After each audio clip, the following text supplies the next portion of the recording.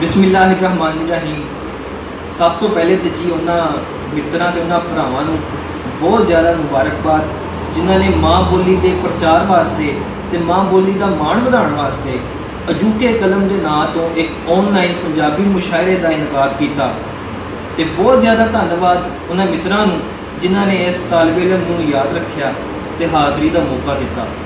तो पंजाबी के कुछ अशार मैं अपने मित्रों की खिदमत पेश कराँगा जी कि अल्लाह फट नहीं भरदा छेती, अल्लाह फट नहीं भरदा छेती, लै बई मैं नहीं मरदा छेती। ते तेरी तां मैं चुप भी जर लई, तेरी तां मैं चुप भी जर लई, मैं तां गल नहीं जरदा छेती।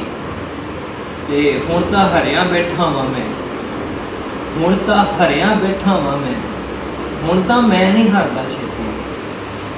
ते फिर मैं उन्होंने करके दसिया, फिर मैं उन्होंने करके दसिया, कहंदा कख नहीं धरदा छेती। मजीद कुछ पंजाबी के अशार जी के ओदा फिर भी सर जाना सी, ओदा फिर भी सर जाना सी, कसमें मैं तां मर जाना सी। ते दिल दा भांडा तू भर देंदा, दिल दा भांडा तू भर देंदा, अख दा आपे भर जाना सी।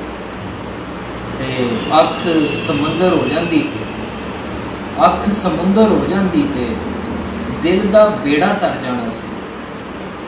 ते साइयां दिल दा नक्शा खिंचिया, साइयां दिल दा नक्शा खिंचिया, मैं अल्लाह दे घर जाना सी। साइयां दिल दा नक्शा खिंचिया, मैं अल्लाह दे घर जाना सी। जे मैं रब ना तकिया हुंदा, जे मैं रब ना तकिया हुंदा, मैं तां रब तो डर जाना सी। जे मैं रब ना तकिया हुंदा, मैं तां रब तो डर जाना सी। ते जेकर मरना वस विच हुंदा, जेकर मरना वस विच हुंदा, मैं तेरे ते मर जाना सी। ते जे मैं सिर ना दिता हुंदा, जे मैं सिर ना दिता हुंदा, बारी वेड़ा दर जाना सी।